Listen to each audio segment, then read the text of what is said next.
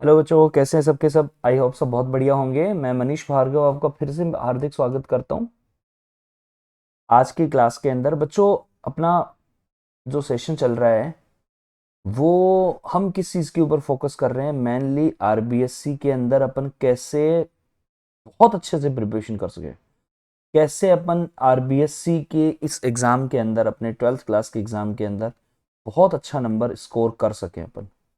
ठीक है, तो उस बहुत अच्छे नंबर को स्कोर करने के लिए जो अपनी रणनीति है वो बच्चों क्या है, उस रणनीति के तहत अपन ने क्या सोचा है कि भाई सबसे पहले पहले आप जितने भी पीवाई क्यूज है ना वो कर लो, प्रीवियस ईयर क्वेश्चंस।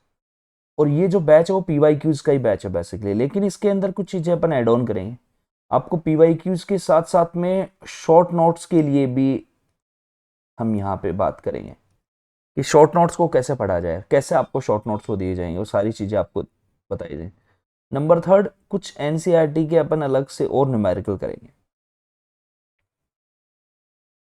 ठीक है, और फिर कुछ इंपॉर्टेंट यहाँ पे और अपन चीजें डिस्कस करेंगे। ठीक है, तो जो क्लास थी आपकी उस टाइम पे लास्ट वाली क्लास के अंदर अपन ने क्वेश्चन नंबर 1 हो गया था, आपका 2 भी हो गया था, और ये क्वेश्चन नंबर 5 6 ये सब हो गया था। ये क्वेश्चन नंबर 11 भी हो गया था, अपना क्वेश्चन नंबर 12 भी हो गया था। ठीक है, क्वेश्चन नंबर 14 की बात करेंगे अपन। ठीक है, तो क्वेश्चन नंबर 13 वगैरह ये सब अपना हो गया था। What is photo electric effect ये भी करवा दिया था मैंने आपको, और ड्रॉ ए डायग्राम ये भी हो गया था आपका एक्सपेरिमेंटल सेटअप का। ठीक है बच्चों, चलो अब देखो आपका जो नेक्स्ट जो है ना वो क्या है। नेक्स्ट क्वेश्चन है आपका ड्राइव फोटो इलेक्ट्रिक इक्वेशन। तो इस फोटो इलेक्ट्रिक इक्वेशन को ड्राइव करने से पहले मैं आपसे क्या कह रहा हूं, पहले अपन ये करने से पहले आपका एक यहां पर एक और क्वेश्चन मैंने डाल रखा होगा। एक सेकंड बच्चों, ये अपना जो क्वेश्चन नंबर 16 है ना, पहले एक बार अपन इसके ऊपर जरा फोकस करते हैं। ठीक है, ये मतलब आपको टॉपिक वाइज ही हो जाएगा फिर।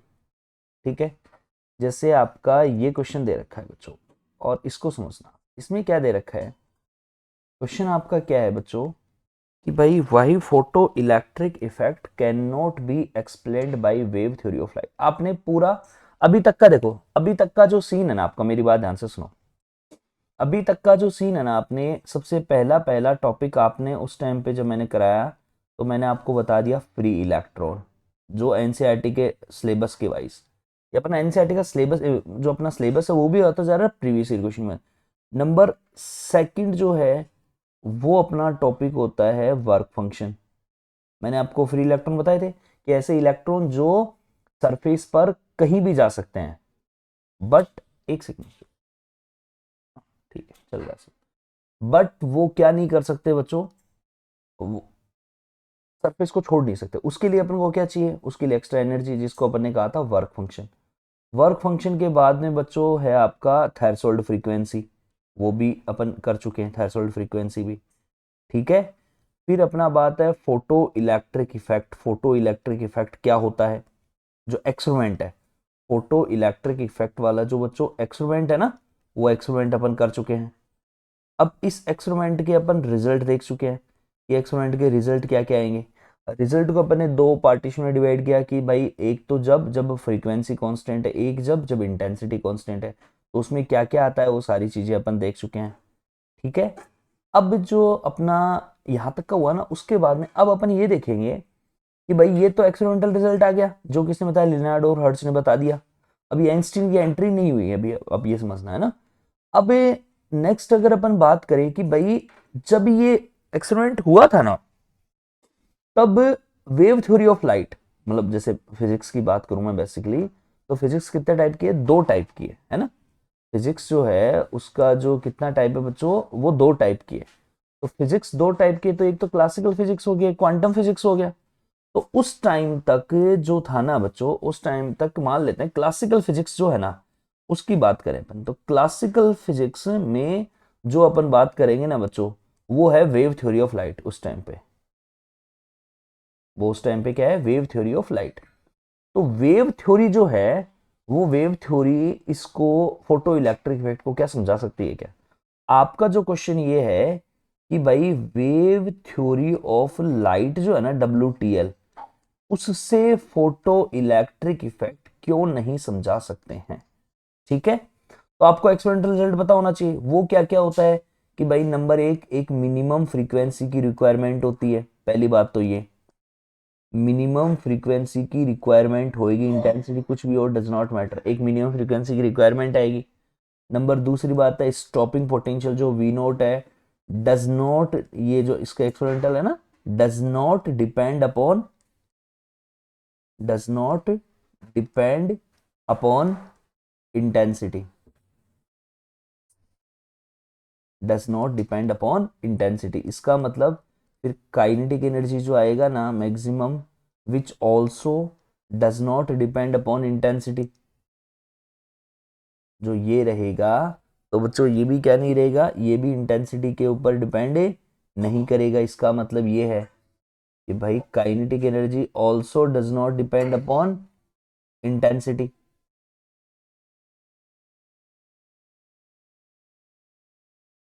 एक सेकेंड,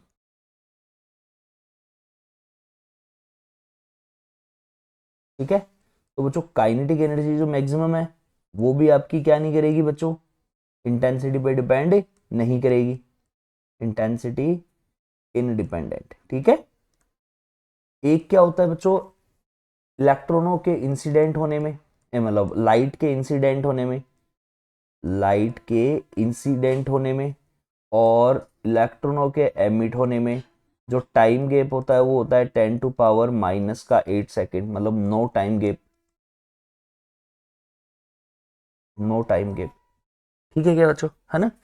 और उसके अलावा आपने ग्राफ वगैरह देखा ही है, ठीक है। और वी नोट है वो डायरेक्टली प्रोपोर्शनल आएगा किसके बच्चों, फ्रीक्वेंसी के। और अगर न्यू की वैल्यू न्यू नोट से कम आएगी तो वहां पर वी नोट की वैल्यू कितनी आ जाएगी, 0 आ जाएगी। ऐसी कुछ चीजें हैं, ठीक है। तो अब देखना यहाँ पे एग्जाम में 2020 के अंदर 2020 में बच्चों क्वेश्चन आया हुआ था कि why photo electric effect can not be explained by wave theory of light, write any two reason. इसमें दो रीजन लिख रखे हैं, मैं आपको एक रीजन और लिखा दूंगा, ध्यान से सुनना। सबसे पहला पहला क्या है कि वेव थ्योरी के according intensity of light is increase then energy can be increase. भाई एनर्जी जो होती है बच्चों, वो क्या चीज है? अगर मैं बात करूं एनर्जी की, तो एनर्जी क्या चीज है, इधर समझना। इंटेंसिटी का मतलब ये होता है कि इंटेंसिटी, जो इंटेंसिटी है ना, इंटेंसिटी का मतलब per unit area, per unit time में कितनी एनर्जी रेडिएट हो रही है, वो इंटेंसिटी हो गई। ठीक है। इसका मतलब क्या हुआ कि अगर आप इंटेंसिटी को इंक्रीज करोगे उसके अकॉर्डिंग, तो आपका जो एनर्जी है वो भी इंक्रीज होनी चाहिए, होनी चाहिए कि नहीं होनी चाहिए? भाई अगर आप इंटेंसिटी इंक्रीज करेंगे तो per unit area per unit time में जो रेडिएट एनर्जी है वो भी ज्यादा आएगी, तो इलेक्ट्रॉनों को ज्यादा एनर्जी मिल जाएगी। तो जब इलेक्ट्रॉनों को एनर्जी मिलेगी तो इलेक्ट्रॉन अपने सरफेस से वहां पे बाहर निकल जाएंगे। इसके लिए कोई भी आपको एक्स्ट्रा मतलब मिनिमम फ्रीक्वेंसी की रिक्वायरमेंट नहीं है, ये ऐसा कहना चाह रहा है। According to wave theory of light, when intensity of incident light is increased, then energy can be increased and photoelectric emission occur even incident frequency is less than threshold। चाहे थ्रेशोल्ड फ्रीक्वेंसी से कम ही क्यों ना हो, अगर आप intensity बढ़ाओगे तो energy आपकी बढ़नी चाहिए। ये किसके according, wave photo electric effect ऐसा नहीं कह रहा, ये कह रहा है प्रैक्टिकल रिजल्ट नहीं कह रहा है, थ्योरेटिकल रिजल्ट जो वेव थ्योरी ऑफ लाइट थी वो कह रहा है। इसका मतलब जबकि अपने एक्सपेरिमेंट के अकॉर्डिंग क्या देखा है कि फोटो इलेक्ट्रिक इफेक्ट तब तक नहीं हो सकता है जब तक कि कम से कम फ्रीक्वेंसी की बात ना हो। तो इसका मतलब ये मिनिमम फ्रीक्वेंसी वाला जो लोचा था ना, मिनिमम फ्रीक्वेंसी, ये इससे अपन नहीं समझा सकते हैं, पहली बात तो ये। दूसरी बात, जब इंटेंसिटी ज्यादा होगी सरफेस के ऊपर, जब ज्यादा इंटेंसिटी आएगी बच्चों, तो इसका मतलब क्या होएगा, उन इलेक्ट्रॉनों को ज्यादा एनर्जी मिलेगी कि नहीं मिलेगी बच्चों?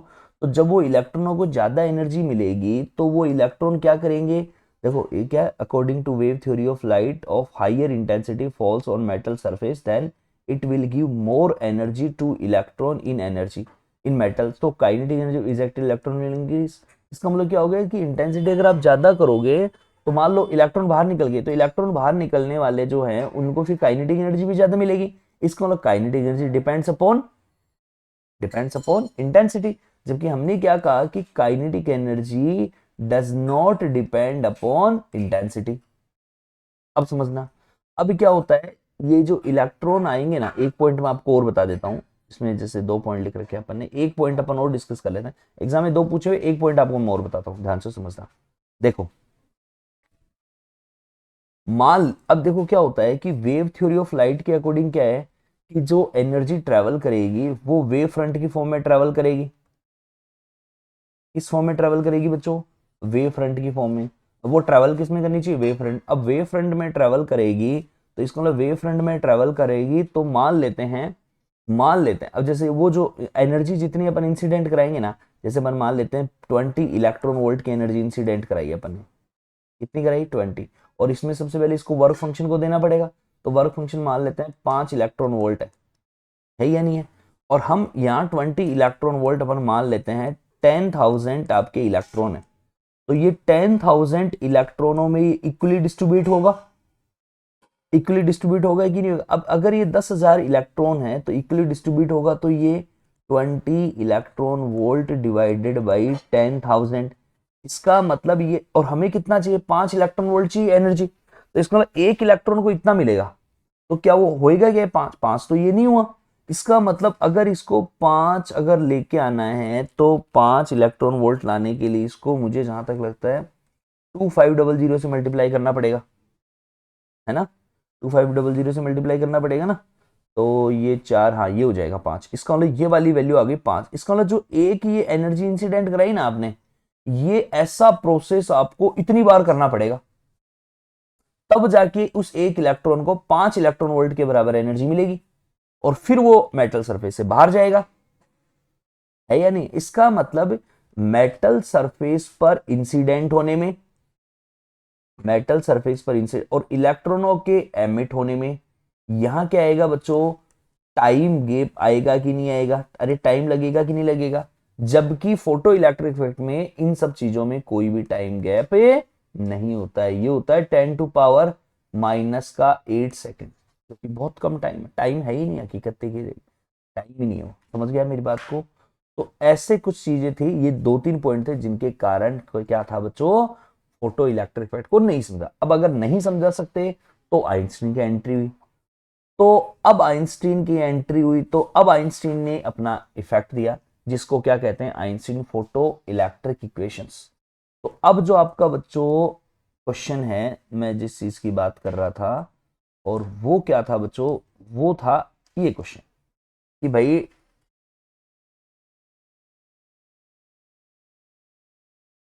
ये लो, derive Einstein photo electric equation and explain photo electric effect with the help of this equation. अभी अपन वेव थ्योरी ऑफ लाइट से नहीं बता सकते थे ना, तो जरा आप इससे अपन बताने की कोशिश करेंगे। अब देखना, उन्होंने क्या कहा कि भाई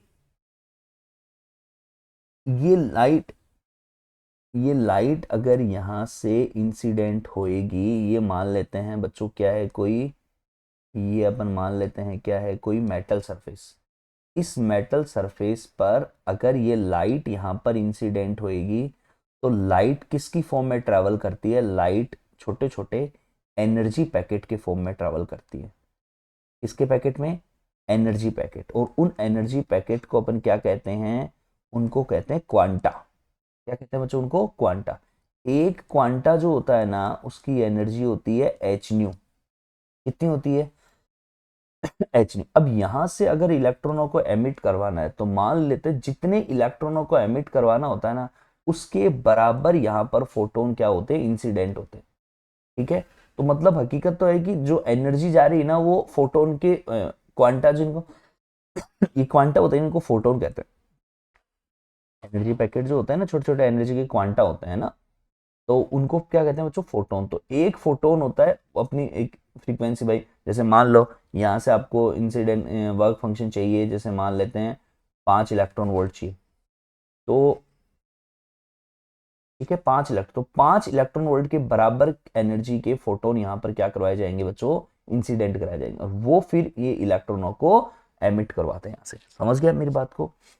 तो उसने क्या कहा, आइंस्टीन ने क्या कहा कि भाई आपको यहाँ मेटल सरफेस से इलेक्ट्रॉनों का एमिशन करवाना है। तो इसमें क्या होता है, मान लिया हमने एनर्जी दी, ई एनर्जी का फोटोन आपने इंसिडेंट करवा दिया, तो ये जो एनर्जी है ना, ये किस किस में काम आएगी? एक तो आएगी यहाँ पर वर्क फंक्शन की फॉर्म में आ जाएगी, और जो बाकी बची हुई जो एनर्जी है, जब इलेक्ट्रॉन बाहर निकलेगा तो वो इलेक्ट्रॉन अपनी काइनेटिक एनर्जी लेके बाहर निकलेगा।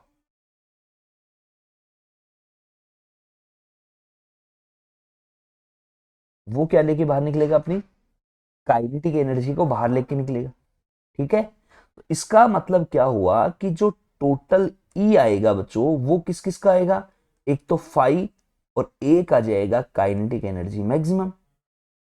और ये काइनेटिक एनर्जी मैक्सिमम क्या रहेगा? ये उन इलेक्ट्रॉनों की काइनेटिक एनर्जी रहेगी। इसका मतलब अपन मान लेते हैं बच्चों, अपन ऐसा मान लिए हैं कि भाई जो एनर्जी आपने इंसिडेंट करवाई है वो कितनी है बच्चों? एच न्यू है। और यहाँ पे फाई क्या होता है बच्चों? एच न्यू नोट होता है। और ये क्या होता है? Kinetic energy maximum. तो बच्चों इसका मतलब क्या हो गया?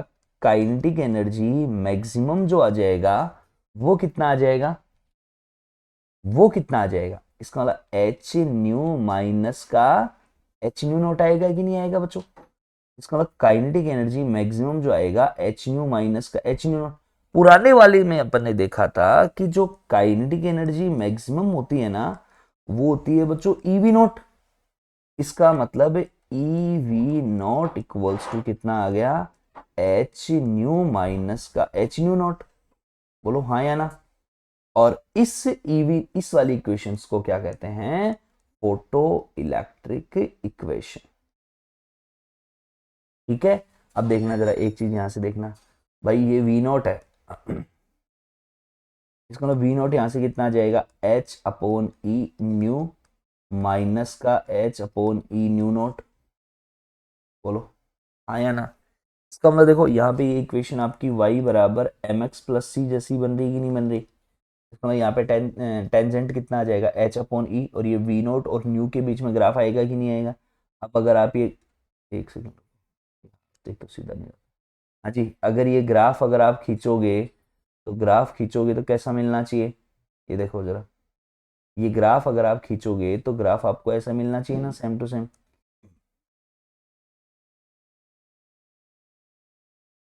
ये लो साहब, ये ग्राफ बन गया। ठीक है, तो ये ग्राफ आ गया, इसको नीचे की ओर खींचोगे थोड़ा सा और, ये लो, ये इसका टेंजेंट हो गया। ठीक है, ये क्या हो गया? इसका टेंजेंट हो गया एच अपॉन ई। ठीक बात है, ये वी नोट हो गया और ये आपका न्यू हो गया। वी नोट और न्यू के बीच में ऐसा अपने इस इक्वेशन किया, और ऐसा आपको देखा आपने ग्राफ बनाया था कि बना था कि नहीं बना था? इसका मतलब इसको अपन क्या कहते हैं बच्चों? फोटो इलेक्ट्रिक इक्वेशंस, ये याद रखना। ठीक है, तो देखो ये सारी चीजें ये अपन ने लिख दी यहाँ पे कि भाई है ना, ये ऐसा है, some part of light is used to free electron from metal surface which is called work function, rest part of energy is given to emitted electron as a maximum kinetic energy. तो H nu बराबर ही आ जाएगा, ये आ गया E V naught equals to H nu minus H nu naught. इसको अपन क्या कहते हैं? आइंस्टीन की फोटो इलेक्ट्रिक इक्वेशन कहते हैं। अब अपन जरा एक्सप्लेनेशन देखते हैं इसका बच्चों, कि भाई इसने इसको कैसे समझाया। इधर देखना, सबसे पहले इसके एक्सप्लेनेशन की बात करेंगे। देखो पहली बात तो ये समझना, जो इक्वेशन आई है ना, वो आई है आपकी, एक तो kinetic energy maximum equals to H nu minus का एच न्यू नोट, या फिर है बच्चों EV naught equals to H nu minus H nu naught, या फिर है बच्चों V naught equals to H by E minus H by E nu naught. ठीक बात है? तो देखो, according to this equation kinetic energy maximum depends upon frequency and independent to the intensity of radiation. देखो ये न्यू पे depend कर रहा है कि नहीं करना है? जैसे जैसे आप न्यू की वैल्यू को इंक्रीज करते जाओगे, वैसे वैसे इलेक्ट्रॉनों की काइनेटिक एनर्जी भी इंक्रीज होती जाएगी नहीं, और अगर ये कम करोगे तो ये डिक्रीज होती जाएगी। इसका मतलब सबसे पहला पहला पॉइंट क्या? Kinetic energy depends upon frequency, या kinetic energy does not depend upon intensity, ये अपन ने सबसे पहले बता दिया। अब अगर काइनेटिक एनर्जी डिपेंड नहीं करेगी तो ये वी नोट भी डिपेंड नहीं करेगा। ये देखो वी नोट, तो वी नोट आ गया एच अपॉन ई न्यू माइनस एच अपॉन, तो ये भी फ्रीक्वेंसी भी डिपेंड कर रहा है कि नहीं कर रहा? तो पहला पॉइंट तो ये हो गया। अच्छा दूसरा पॉइंट ध्यान से सुनो, दूसरा पॉइंट है बच्चों फॉर फोटो अच्छा एच न्यू की वैल्यू, एच न्यू की वैल्यू एच न्यू नॉट से ज्यादा होनी चाहिए हमेशा। क्यों? अगर क्योंकि काइनेटिक एनर्जी बच्चों कभी भी नेगेटिव नहीं होती है। अरे काइनेटिक एनर्जी कभी नेगेटिव हो सकती है, तो काइनेटिक एनर्जी नेगेटिव नहीं हो सकती, इसका मतलब एच न्यू की वैल्यू हमेशा एच न्यू नॉट से क्या होनी चाहिए बच्चों? ज्यादा होनी चाहिए। अब अगर ये वाली वैल्यू, इसका मतलब न्यू की वैल्यू हमेशा न्यू नॉट से ज्यादा आएगी कि नहीं आएगी? इसका मतलब अगर फोटो इलेक्ट्रिक इफेक्ट आपको करवाना होगा तो ये फ्रीक्वेंसी, एक फ्रीक्वेंसी ऐसी आती है जिससे ज्यादा होनी चाहिए, और उसी फ्रीक्वेंसी को अपन क्या कहते हैं? थ्रेशोल्ड फ्रीक्वेंसी कहते हैं। तो आपको बताऊं तो वो थ्रेशोल्ड, वो उसमें वेव थ्योरी ऑफ लाइट में क्या बताया जा रहा था कि भाई इंटेंसिटी बढ़ाते रहो आप, कुछ कोई जरूरी नहीं है फ्रीक्वेंसी कुछ भी हो, इंटेंसिटी बढ़ाते रहो तो आपका काम होता रहेगा, लेकिन ऐसा नहीं है, एक मिनिमम फ्रीक्वेंसी की रिक्वायरमेंट है। अच्छा दूसरी सुनो, इंटेंसिटी इज प्रोपोर्शनल टू, अच्छा मैं बताऊं आपको, इंटेंसिटी का जो फॉर्मूला होता है वो आता है ई अपॉन में 80। अगर इंटेंसिटी बढ़ाओगे तो number of photo electron emitted in per unit area per unit time बढ़ेगा। मेरी बात समझना, अगर आप इंटेंसिटी को इंक्रीज करोगे तो जो ये नंबर एमिटेड है, जो इलेक्ट्रॉन नंबर नंबर है जो इनका, वो नंबर ज्यादा होएगा कि नहीं होएगा? अगर वो नंबर ज्यादा होगा बच्चों तो वो करंट ज्यादा आएगी कि नहीं आएगी? इसका मतलब current is directly proportional to intensity, आएगी नहीं आया? और आपने देखा होगा सबसे पहले पहले मैंने यही बताया था कि अगर फ्रीक्वेंसी कांस्टेंट है तो करंट डायरेक्टली प्रोपोर्शनल टू आता है इंटेंसिटी के। तो देखो intensity is proportional to number of energy quanta per unit area per unit time, so greater the energy quanta, greater the number of electron absorbing and greater number of electron coming out, बाहर निकलने में electron भी ज्यादा आएंगे, तो current is directly proportional to the intensity. तो ये वाला पॉइंट भी कौन सा हो गया बच्चों? ये फोटो इलेक्ट्रिक इफेक्ट का पॉइंट हुआ कि नहीं हुआ? अच्छा चलो अब अपन चलते हैं आगे नेक्स्ट पॉइंट नंबर फोर्थ की ओर। देखो ईवी नोट बराबर, इसका मतलब ये वी नोट, ये मैंने अभी भी आपको बता ही दिया कि भाई V naught is directly proportional to nu, ये भी अभी अपन ने किया ही है। ठीक है पांचवा पॉइंट सुनो, स्ट्रेट लाइन जो इसका स्लोप कितना आता है एच अपॉन ई, अभी बताया मैंने आपको स्लोप आता है जो इसका कितना एच अपॉन ई। ठीक है, और कुल मिला की बात ये है कि भाई ये प्रोसेस है ना, अब प्रोसेस बहुत फास्ट प्रोसेस है, तो फास्ट प्रोसेस होने के कारण इसके अंदर कोई भी क्या नहीं आता बच्चों, कोई भी टाइम गैप नहीं आता। ठीक बात है, समझ गया मेरी बात को? तो ये सबसे इंपॉर्टेंट बात है कि भाई क्या इस इक्वेशन से अपन सारी चीजें समझा सकते हैं क्या? Next question, write Einstein photo electric equation. Einstein photo electric लिखनी है, ये 2025 का क्वेश्चन है। Derive a relation between stopping potential and frequency, ये अपन ने वो किया ही था। ठीक है, draw a graph between stopping potential and frequency of incident light for two different metal, अभी अभी किया था ना ये वाला। ठीक है, ये देख लो, ये आइंस्टीन की इक्वेशंस आ गई। अब सारी चीजें आपकी की हुई है, अब सारी चीजें। ठीक है, ये आइंस्टीन की इक्वेशंस आ गई, ये आ गया, ये वाला वो ग्राफ आ गया। ठीक है, ये ग्राफ अभी बनाया था थोड़ी देर पहले, तो वी नोट और न्यू के बीच का ये ग्राफ आ गया। ठीक है, चलो अब अपन बात करते हैं, आपका नेक्स्ट टॉपिक है बच्चों, जिसको अपन ने क्या कहा है, डी ब्रोगली हाइपोथेसिस। देखो डी ब्रोगली की हाइपोथेसिस क्या थी बच्चों? डी ब्रोगली ने क्या कहा कि भाई जैसे लाइट की दो नेचर होती है, वैसे हर सब्सटेंस की दो दो नेचर होनी चाहिए, एक पार्टिकल नेचर और एक कौन सी बच्चों, wave nature.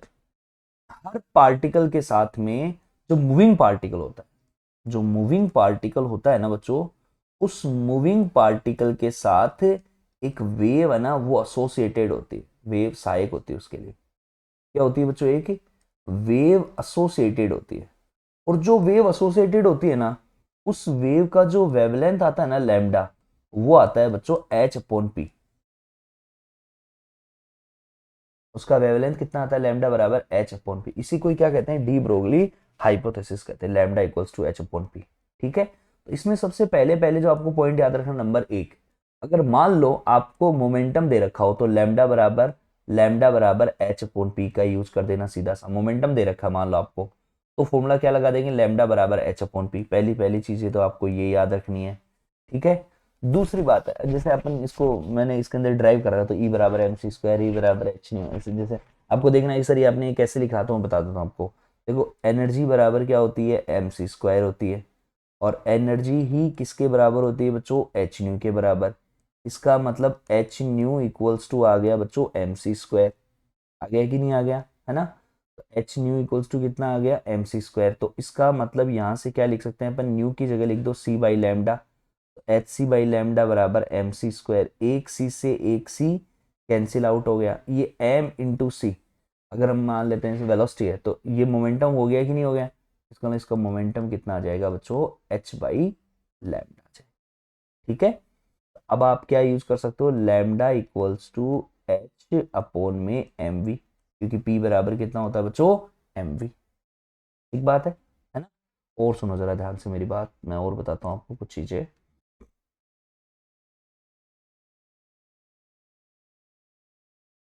Point number third की ओर चलते हैं। ठीक है। इलेक्ट्रॉन है, ये कोई पार्टिकल है, ये कोई पार्टिकल है, ऐसे पार्टिकल मूविंग में है। तो पहली बात तो इसके लिए क्या आना चाहिए बच्चों, पार्टिकल मूविंग में, और इसकी एनर्जी दे रही क्या, मान लो इसकी एनर्जी कितनी दे दी बच्चों, ई दे दी। तो देखना जरा इधर से समझना, इसका मतलब ये एनर्जी इसकी 1/2 mv स्क्वायर। ठीक है। इसका मतलब बच्चों वी स्क्वायर इक्वल्स टू कितना, 2e/m, है ना। तो लैम्डा बराबर कितना होता है, एच अपॉन में एम वी। तो एच की जगह तो बच्चों एच, एम की जगह एम, और वी की जगह कितना आ जाएगा, वी की जगह आ जाएगा अंडर रूट में 2e/m। ये m अगर अंदर जाएगा तो एम स्क्वायर बनेगा, तो एक m से एक m कैंसिल आउट हो जाएगा। तो बच्चों ये h अपॉन में अंडर रूट में 2me आएगा कि नहीं आएगा। तो एक फॉर्मूला बच्चों ये याद रखना, मोस्ट इंपॉर्टेंट है।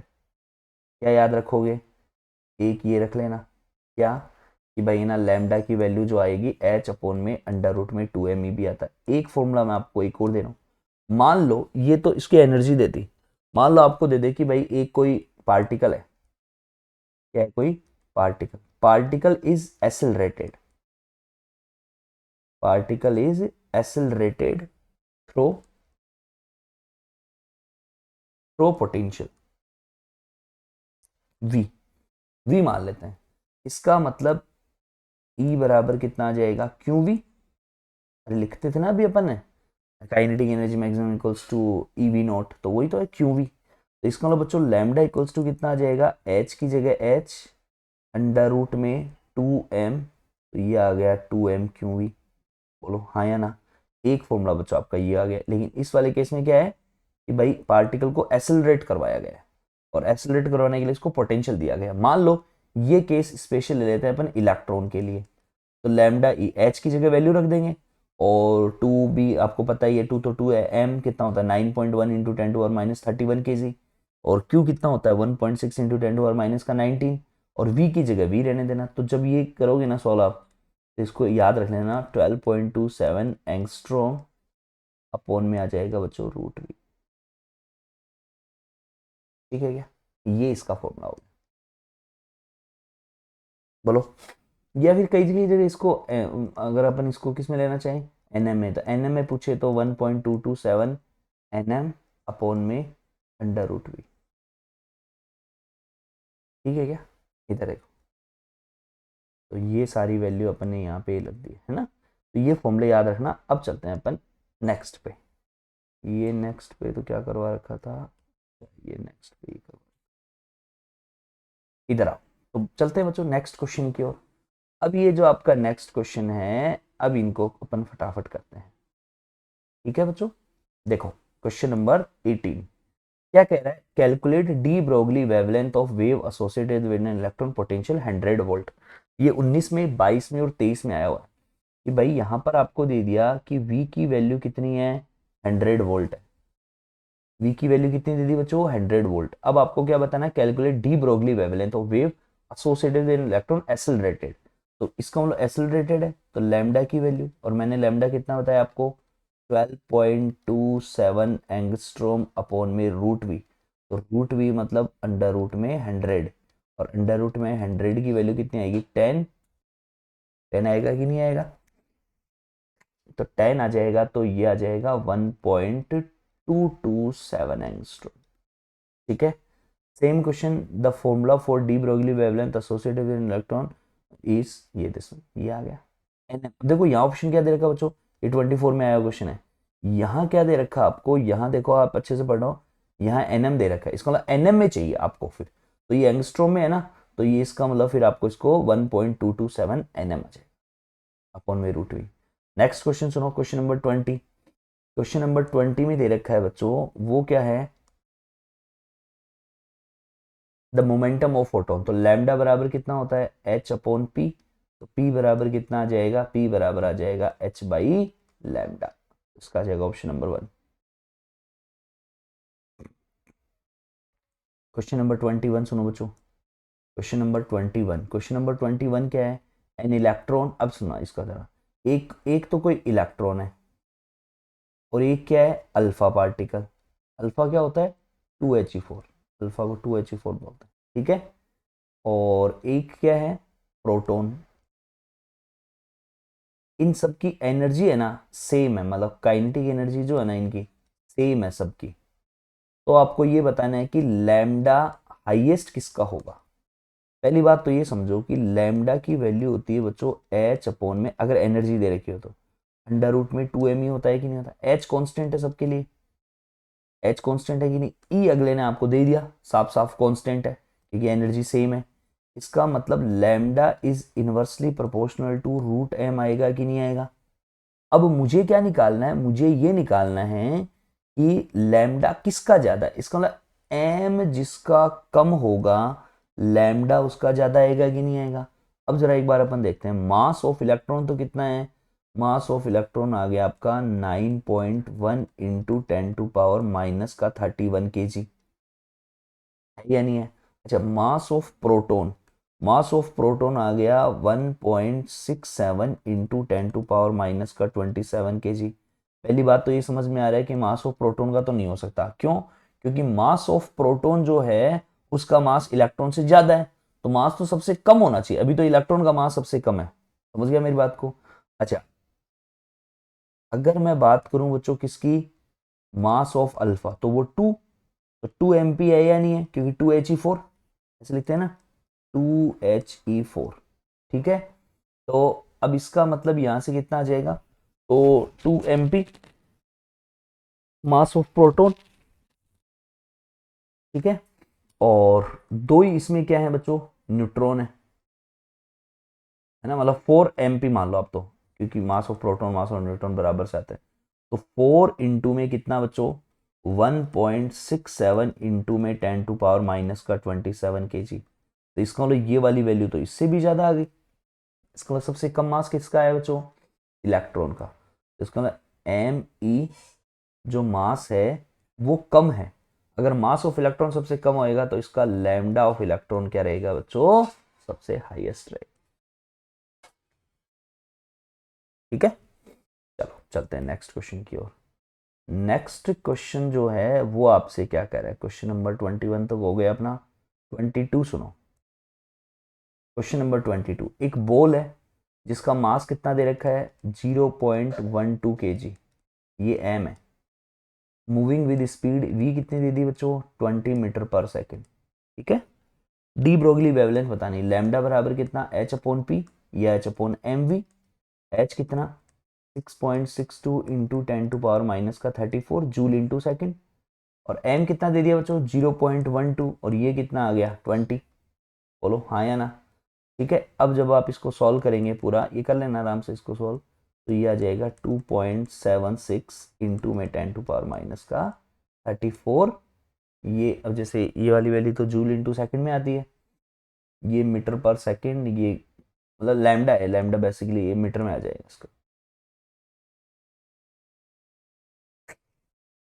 ठीक है क्या, लेंथ आया ना लैम्डा, लैम्डा मीटर के अंदर आ जाएगा, तो ये वाली इसकी वैल्यू आ गई, ठीक है। नेक्स्ट क्वेश्चन सुनो, क्वेश्चन नंबर 23।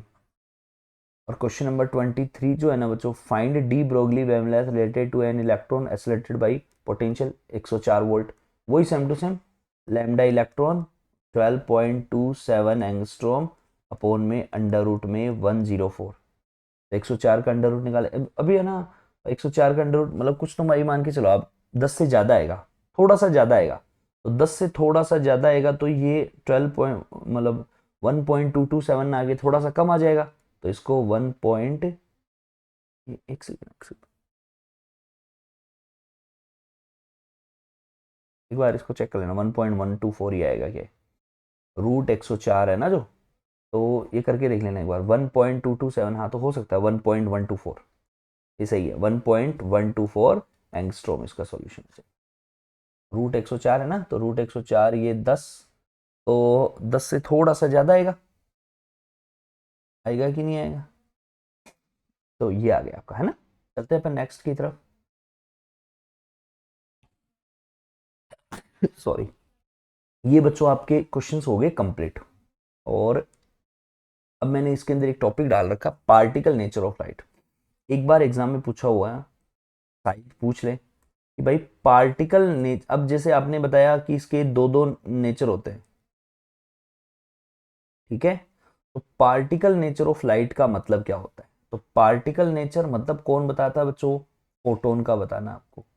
तो जब कोई भी मैटर वेव है जिसके दो दो होते हैं, वेव और पार्टिकल जिसके दोनों नेचर होते हैं, उसको मैटर वेव कहते हैं।